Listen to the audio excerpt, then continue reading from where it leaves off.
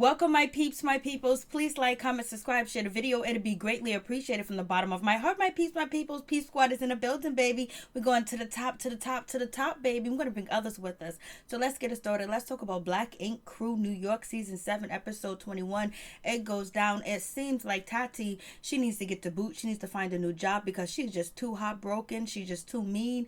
And she's just so arrogant. And she's just, her demeanor is just so terrible. Like, she act like she had a prize in the first place when she was with Ted, knowing that she stole Ted, not really stole him, but she knew he was sleeping around and he was with Jada, and she jumped in and she wanted to be a part of the mix, and so she got him. She fought for him. She got, Jada Blue kicked off the show. She campaigned against Jada Blue, and now she ain't on the show no more. So now, like, she's acting a damn fool. And it's like, your beef ain't with, Toki. Your beef is with Krystal. Like, what's going on with you, Tati? Tati, you're supposed to be a manager. You're supposed to, be in charge of 25 people. You come from this good background. You're this good girl and whatever. Now you just rotten. You just pure sour puss.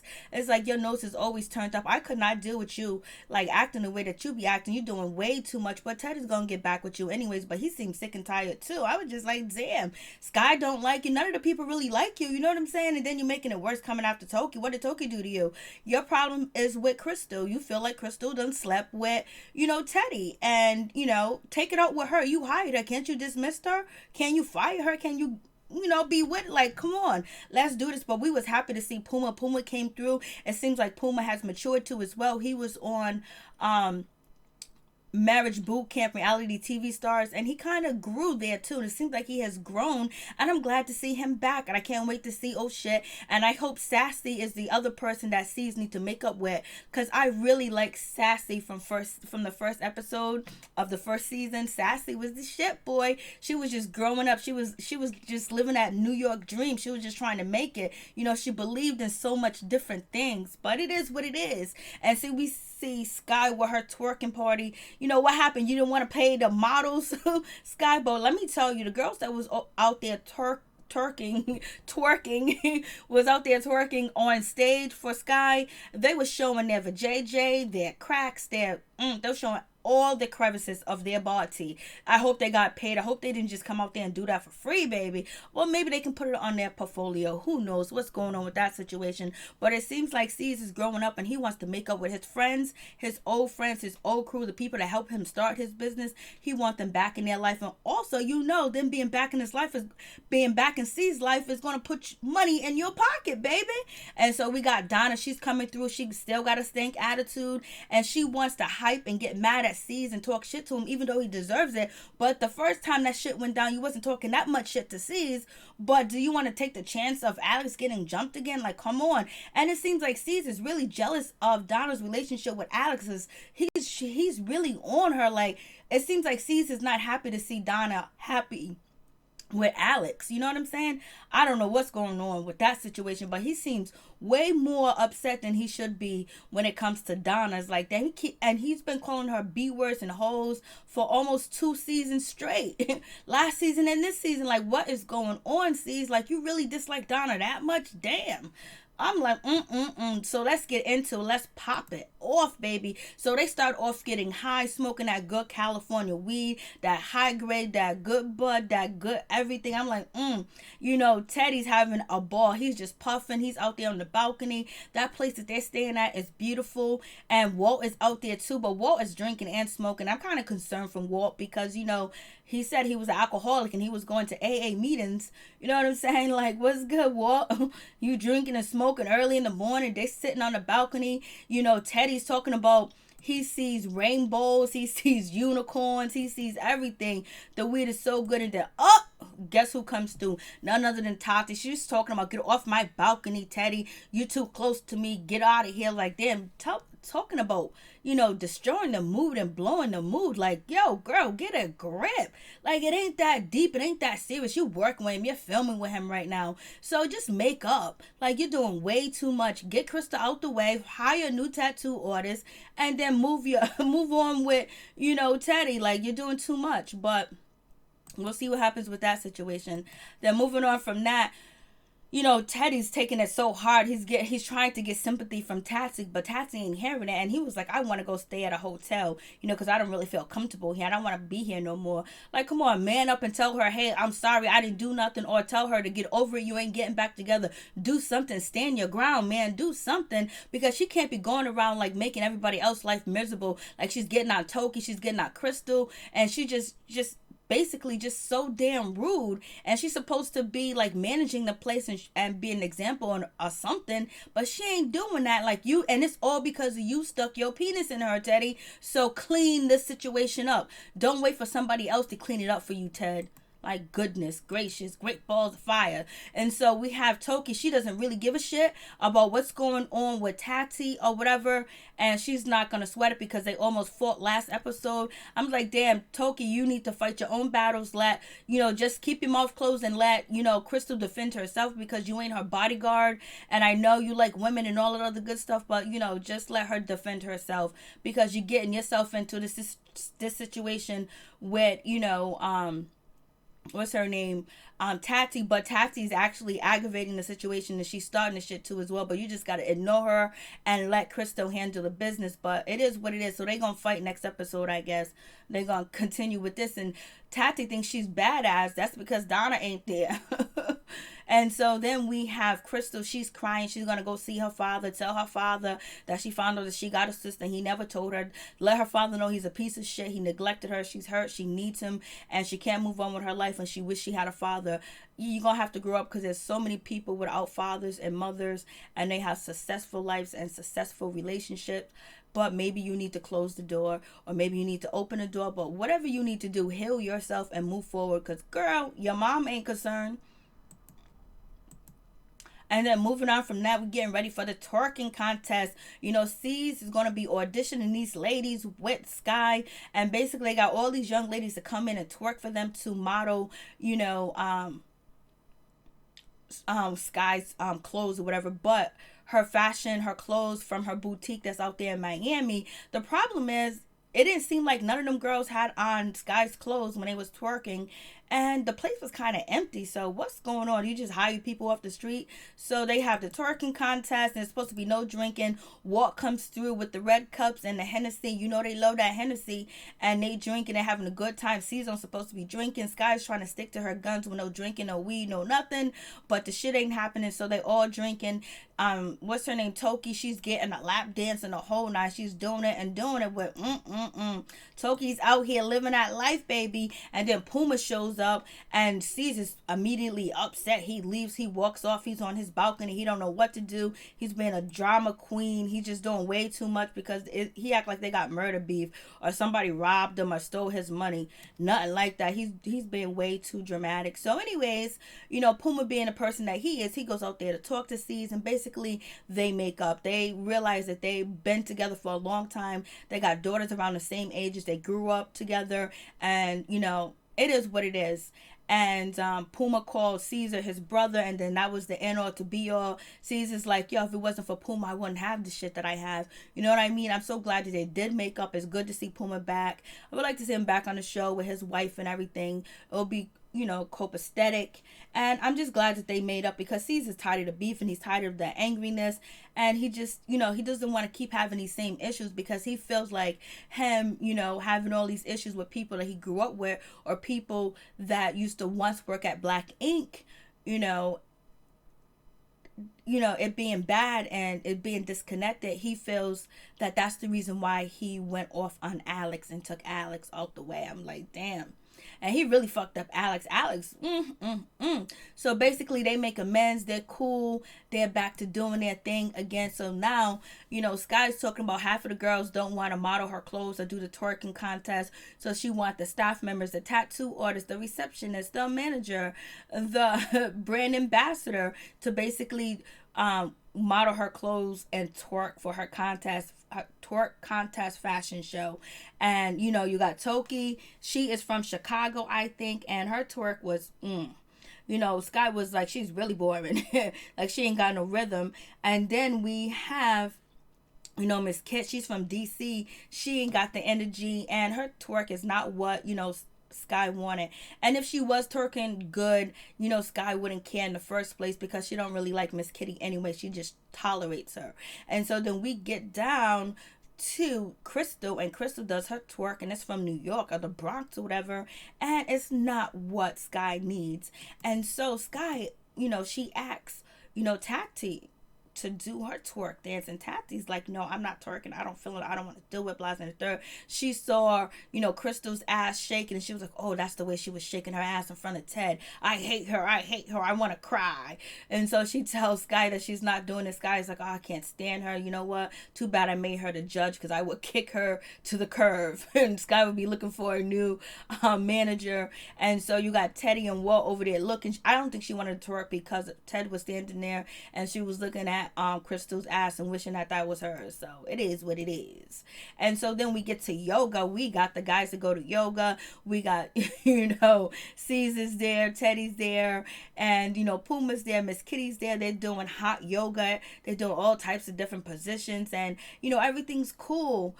And, they're having a good time. Puma's just getting in where he's fitting, but he feels like maybe there's something going on with him and Ted, so he wants to ask Ted what's good, like, y'all, we cool? Ted was like, yo, we cool. Does Ted have a bonnet or a do-rag on? I'm confused. So we have that situation, and Teddy was like, yo, I just wanted Puma to sweat. I just wanted him to sweat. I just wanted him to see how it is, but I'm so glad that he's back.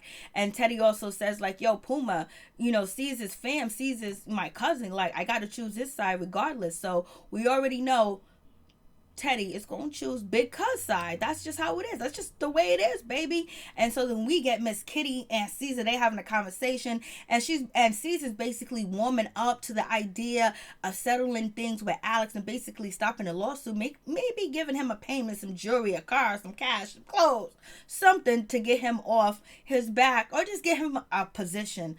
And where I guess he can't tattoo, so he'll just be sitting there. Maybe he can take Mama Bay's place. So we have that situation. And so then Miss Kitty's feeling like, okay, seems like he's opening up to everything. So maybe, what about Donna? And the C's goes off, F Donna, F this B word, this F word, this H word, double hockey stick. I can't stand her. I don't like her. She's the one suing me. She's the one coming out of my business. She's the one that gave Alex the idea. I hate her. He acts like he's really he had a relationship with her. Like, damn, like they got kids together and shit. What's going on, sis? You want to be that man in Donna's life? And so then moving on from that, we got C's. He going to Compton, and basically he got like a bulletproof vest on, kind of like fake, jacket or whatever. And he's in all black. And Teddy was like, yo, why you in all black? Why you got this on? Because we going to Compton. And Teddy's like, do I have on the right gear? And C's was like, nah. So they go up to the hood. They go to the, to the southern food spot where they eating that good food, banana pudding and all that other good stuff. And so basically C's wants to snatch up this tattoo artist Hollywood, the one you see with the plaits in his head, the braids in his head. He wants to do his Nipsey Hussle thing. He wants to build his community up. He wants to have things in Compton, and he wants to stay in Compton. He was like, Compton doesn't have a movie theater, it doesn't have a mall, and then the other guy next to him said Compton only have churches and liquor store. That's a damn shame, for real, but it be like that. You could see every 2 corners there's a liquor store, you know what I'm saying? And it's just bad for business. So basically he's on his hustle grind, and he wants to stay in the community and build the community because he was born there, born and raised Compton bred, baby. So he wants to be there. Yes, he does. And C's basically want to hire him to work in his shop in Hollywood. Homeboy was like, nah, I'm good, baby. I'm trying to do my thing out here in Compton. C's was like, damn, you sure don't want to work with me? It ain't gonna happen. I was like, C's, won't you invest in his business, help him start up, own a little bit of a percentage or whatever of the business. Go have, you know what I'm saying? Help the brother out, because C's was like, I wanted to do the same thing when I was his age, start my businesses. And so then here goes Krystal father. Krystal father got the little ponytail on top of his head. You can tell that he's living his second childhood. I don't know what's going on. Maybe he's a part of the Bloods because he got on white and red. I have no idea. It is what it is. So Krystal gets there to tell him that he ain't shit. He ain't been there for, he ain't called her on her birthday. He disappeared, and she missed him, and she don't understand why. Blas in the third, and he was just like, yo, life is fucked up. My life is fucked up. I'm effed up. Everything about me is messed up. Krystal, she cries, Daddy, where you been? You know what I mean? she needs to do this so she can move on. She did what she had to do, and basically she didn't step up and tell her father that she knows about her sister, or she didn't even mention her sister name. She already had her half sister on the show. She ain't gonna go through with it. So it seems like she's pretty scary, and that's why Tati is actually standing up for Krystal, because she ain't about that life. You're talking about she was raised by the wolves and she's hood, this and that, but she's scared of Tati. But you know what, Toki, stay the freak out of it. Mind your business. So we have this kumbaya crying moment, and basically the father says, I was a messed up human being. Your mother kept you away from me because I wasn't nothing. I was like a bucket of rocks and I was a bad guy, but now I got a heart and I love you and I see you doing well. You on TV. Can I get $1? Could I get $20? What's up, daughter?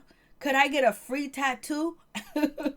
So we have that situation, and then we get to the club. We at the club, and we getting ready for the twerking contest with the fashion show. Caesar's over here acting like he's all that and then some. You got Miss Kitty acting like her and Caesar just hook up, an hour ago, like they ain't still having sex with each other. Miss Kitty and Caesar are definitely still getting it in all day, every day. So moving on from that, Miss Kitty's calling the shots. She got Tati out there making sure she keep the dancers happy and keep her drunk and keep the dancers drunk or whatever.